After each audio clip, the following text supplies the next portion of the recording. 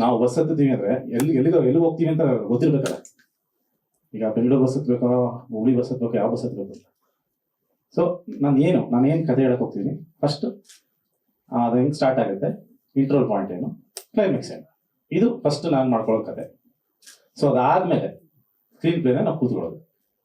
So ಈ ಮೂರು ಏನಿದೆಯಲ್ಲ, starting point, mid point, climax, ಇದೆಲ್ಲ ನಾವು ಗೊತ್ತಾದ್ಮೇಲೆ ನಾನು 2023 ಮಾರ್ಚ್ 22ನೇ ತಾರೀಕು ಯುಗಾದಿ ಹಬ್ಬಕ್ಕೆ ನಾವು ಸ್ಕ್ರಿಪ್ಟ್ ಬರೀತಾ ಇರೋದು ಒಂದನ್ನ ಬರಿತೀನಿ.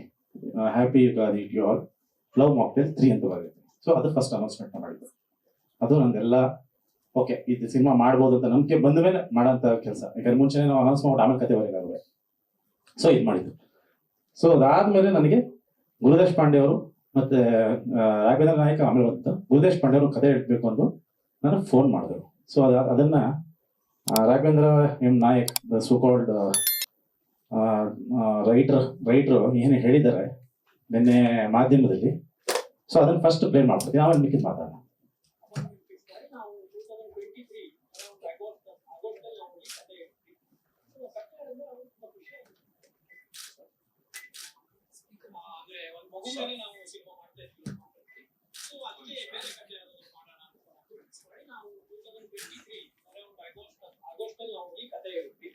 ಸೊ ಕತೆ ಹೇಳಿದ್ರೆ ಅವರು ತುಂಬಾ ಖುಷಿ ಆದ್ರು ಕತೆ. ಆದ್ರೆ ಸೇಮ್ ಕಾನ್ಸೆಪ್ಟ್ ಮೇಲೆ ನಾವು ಅಂದ್ರೆ ಒಂದು ಮಗು ಮೇಲೆ ನಾವು ಸಿನಿಮಾ ಮಾಡ್ತಾ ಇದೀವಿ ನಮ್ಮ ಮಕ್ಕಳಲ್ಲಿ.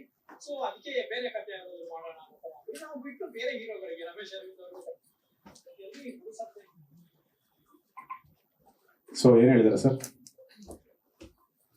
ಆಗಸ್ಟ್ 31ನೇ ತಾರೀಕು ನಮ್ಮ ಮನೆಗೆ ಬಂದು ಒಂದು ಕತೆ ಹೇಳಿದ್ರು. ಆ ಕತೆನ ನಾನು, ಈ ಕತೆ ತುಂಬಾ ಚೆನ್ನಾಗಿದೆ, ಬಟ್ ಸೇಮ್ ಕಾನ್ಸೆಪ್ಟ್ ನಾನು ಮಾಡ್ಕೊಂಡಿದ್ದೀನಿ, ಒಂದು ತಂದೆ ಮಗಳದು. ಸೊ ನಾನು ಇದನ್ನ ಮಾಡಲ್ಲ, ನೀವು ಮಾಡ್ಕೊಳ್ಳಿ ಅಂತ ಹೇಳ್ಬಿಟ್ಟು ಬೇರೆ ಕತೆ ಇದ್ರೆ ಹೇಳಿ ಅಂತ ಹೇಳಿದ್ದೀನಿ. ಅದನ್ನ ಈಗ ನಾನೇ ಹೇಳಿದ್ರೆ ತಪ್ಪಾಗುತ್ತೆ, ಸುಳ್ಳು ಹೇಳ್ತಿರ್ಬೋದು ಅಂತ. ಅವ್ರ ಬಾಯಲ್ಲಿ ಬಂದಿರೋದಲ್ಲ ಸರ್, ಅವರೇ ಹೇಳಿದ್ದಾರೆ. ಓಕೆ. ಸೊ ಅದಾದ್ಮೇಲೆ ನನಗೆ ಬೇರೆ ಕತೆ ಹೇಳಿದ್ರು. ಸೊ ಅದಾದ್ಮೇಲೆ ನೆಕ್ಸ್ಟ್ ಅದು ಮಾಡಿಲ್ಲ, ಅದೆಲ್ಲ ಇನ್ನೂ ಆಯ್ತು ಬಿಡಿ. ಸೊ ರಿಲೀಸ್ ಆದ್ಮೇಲೆ ಈಗ ಬಂದಿದ್ದಾರೆ. ಅದನ್ನ ಹೇಳ್ಬಿಟ್ಟಿದ್ದೀನಲ್ಲ, ಇದನ್ನ ಹೇಳ್ಬಿಡಲ್ಲ. ಓಕೆ, ಅವ್ರು ಹೇಳಿದ್ರು ಈ ಕತೆ ಅದ್ಭುತವಾಗಿದೆ ಅಂತ. ಇವ್ರು ಏನೇನು ಹೇಳಿದಾರಲ್ಲ ಸರ್ ಇಲ್ಲಿ ಈ ವಿಡಿಯೋದಲ್ಲಿ, ಅಷ್ಟು 100% ನಿಜ, 1% ಸುಳ್ಳಿಲ್ಲ, 100% ನಿಜನೇ ಅವ್ರು ಹೇಳಿರೋದು. ಆ ಕತೆ ಚೆನ್ನಾಗಿದೆ ಅಂತಂದೆ. ಈ ಕತೆ ಅದೇ ಅವ್ರು ಹೇಳಿದ್ರಲ್ಲ, ನನ್ನ ಕತೆ, ನಾನು ಬರ್ದಿರೋಂಥ ಅಷ್ಟು ವರ್ಷ ಕೂತ್ಕೊಂಡು ನಾನು ಬರ್ದಿರೋಂಥ ಸ್ಕ್ರೀನ್ ಪ್ಲೇ, ಅದು ಇದು ಹಾಳು ಮೂಳು, ಅವ್ರ ಕತೆ ನಾನು ಕದ್ಬಿಟ್ಟೆ, ಅದು ಇದು ಅಂತ ಹೇಳಿದ್ರಲ್ಲ ಸರ್. ದಯವಿಟ್ಟು ನಿಮ್ಮೆಲ್ಲರ ಕೈಯಲ್ಲಿ ಫೋನ್ ಇದೆ ಅಲ್ವಾ, ಗೂಗಲ್ ಓಪನ್ ಮಾಡಿ ಸರ್, ಜಸ್ಟ್ ಗೂಗಲ್ ಓಪನ್ ಮಾಡಿ.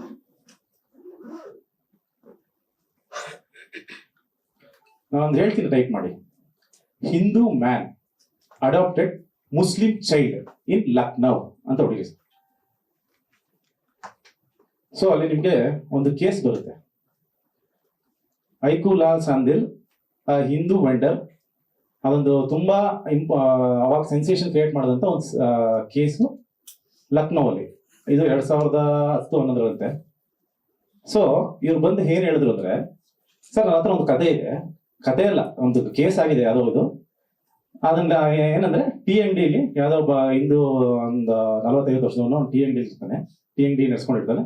ಅವನಿಗೆ ಯಾವುದೋ ಒಂದು ಮುಸ್ಲಿಂ ಮಗು ಸಿಗುತ್ತೆ, ಬೀದಿಲೆಲ್ಲ ಒಂದು ಮುಸ್ಲಿಂ ಮಗು ಸಿಗುತ್ತೆ. ಆ ಮಗುನ ಸಾಕೊಂಡಿರ್ತಾನೆ. ಆಮೇಲೆ ಅವ್ರ ಪೇರೆಂಟ್ಸ್ ಬಂದ್ಬಿಡ್ತಾರೆ.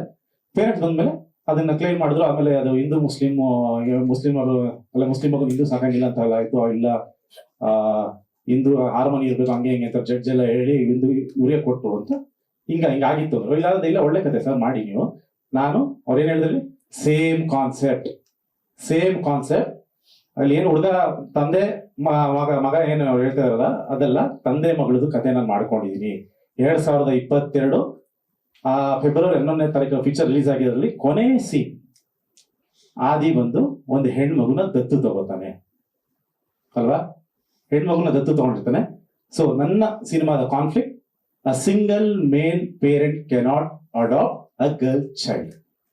ಇದು ನನ್ನ ಕಾನ್ಸೆಪ್ಟ್ ಸಿನಿಮಾದ. ನಾನು ಅಲ್ಲಿ ಹೇಳಿದ್ದೀನಲ್ಲ ಸೇಮ್ ಕಾನ್ಸೆಪ್ಟ್ ಅಂತ. ನಾನೇನು ಅವ್ರಿಗೇನು ಸುಳ್ಳು ಹೇಳಿಲ್ವಲ್ಲ. ನಾನು ಆಮೇಲೆ ಇನ್ನೊಂದು ಮಾತು ಹೇಳಿದೆ ಅವ್ರಿಗೆ, ಈ ಕತೆ ಚೆನ್ನಾಗಿದೆ, ನೀವು ಮಾಡಿ. ಈಗ ಒಂದು ಥ್ರಿಲ್ಲರ್ ಸಬ್ಜೆಕ್ಟ್ ಬರುತ್ತೆ ಸರ್, ಒಂದು ಥ್ರಿಲ್ಲರ್ ಸಬ್ಜೆಕ್ಟ್ ಬಂದಾಗ ನಾನು ಬರ್ಕೋತಾ ಇರ್ತೀನಿ, ಒಂದು ಸೈಕೋ ಥ್ರಿಲ್ಲರ್ ಅಂತ ಅನ್ಕೊಳ್ಳಿ. ಸೊ ಸೈಕೋ ಕಿಲ್ಲರ್ ಕಥೆಯಲ್ಲಿ ಅಂದ್ರೆ ಯಾರೋ ಬಂದು ನನಗೊಬ್ಬ ಹೇಳ್ತಾರೆ, ಸರ್ ಒಂದು ಸೈಕೋ ಥ್ರಿಲ್ಲರ್ ಸರ್, ಹಿಂಗೆ ಒಂದು ಸೈಕೋ ತರ ಆಡ್ತಾ ಇರ್ತಾನೆ, ಎಲ್ಲ ಸಾಯಿಸ್ತಾ ಇರ್ತಾನೆ, ಏನಿಗೆ ಸಾಯಿಸ್ತಿದ್ದೆ ಅಂತ ಗೊತ್ತಾಗಲ್ಲ. ಸೊ ಮೇ ಬಿ ಅದನ್ನ ಪೊಲೀಸ್ ನಾವು ಕಂಡಿಡ್ತಾನೆ ಸರ್, ಇದು ಸರ್ ಅಂತ ನಾನು ಹೇಳ್ತೀನಿ. ಇಲ್ಲಪ್ಪ ನಾನು ಸೈಕೋ ಥ್ರಿಲ್ಲರ್ ನಾನು ಕತೆ ಮಾಡ್ಕೊಂಡಿದ್ದೀನಿ, ನಾನು ಈ ಕತೆ ಮಾಡಲ್ಲ, ನೀನು ಬೇರೆಯವ್ರಿಗೆ ಹೇಳ್ಕೊಡ್ತೀನಿ ಅಲ್ವಾ, ಇದೇ ತರ ನಾನು ಹೇಳಿರ್ತೀನಿ. ಸೊ ಅದಾದ್ಮೇಲೆ ಸಿನಿಮಾ ರಿಲೀಸ್ ಆದ್ಮೇಲೆ ಈಗ ಇನ್ನೊಂದು ವಿಡಿಯೋ ಅವ್ರ ಬಾಯಿಂದ ಬಂದಿರೋಂಥದ್ದು, ಇನ್ನೊಂದು ವಿಡಿಯೋ ಹೇಳ್ತೀನಿ ಕೇಳಿ.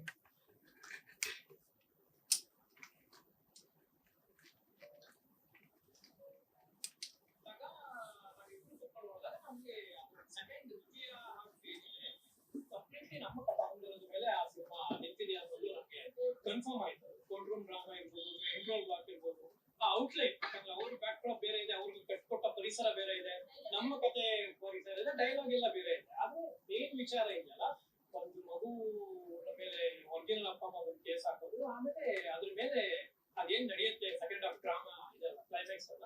ಸೊ ನಮ್ಮ ಕತೆಗೆ ತುಂಬಾ ಹತ್ತಿರವಾಗಿದೆ ಅಂತ ನನಗೆ ಅನಿಸ್ತು.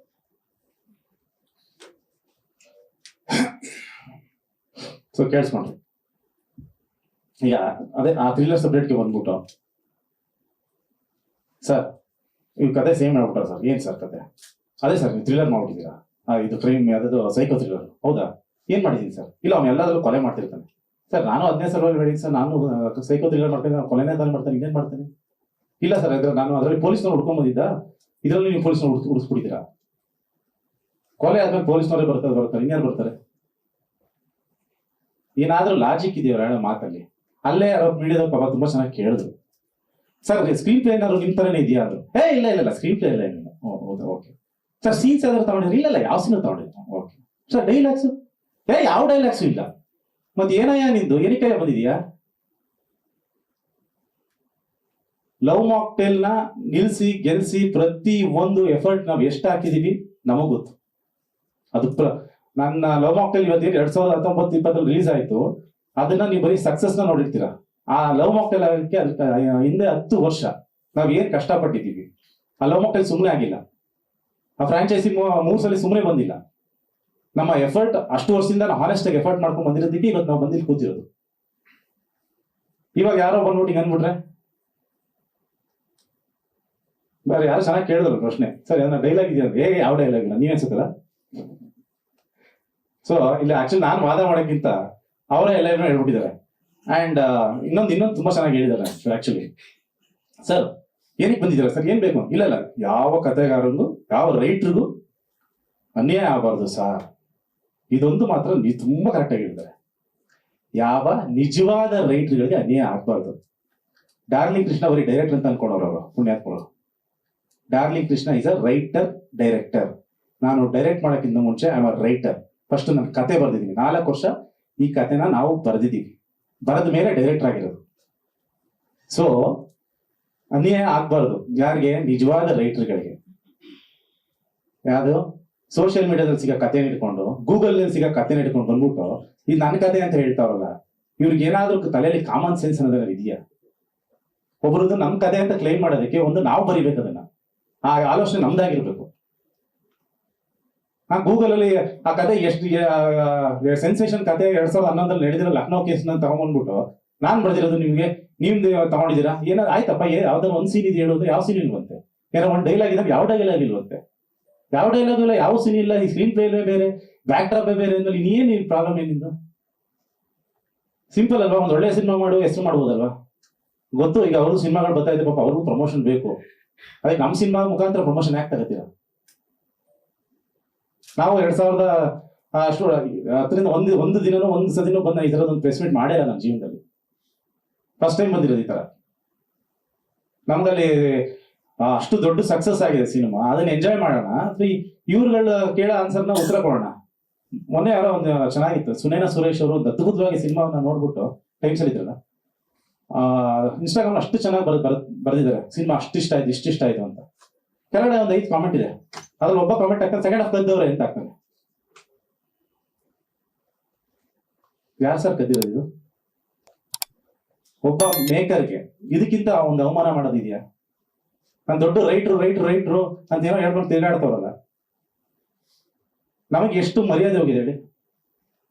ನಾನು ಅದಕ್ಕೋಸ್ಕರ mister the legendary director Gurudesh Pande and the legendary writer the so called Raghavendra Nayak ಇವ್ರ ಮೇಲೆ ಲೀಗಲ್ ಆಗಿ ನಾನು ಆಕ್ಷನ್ ತಗೋತಾ ಇದ್ದೀನಿ.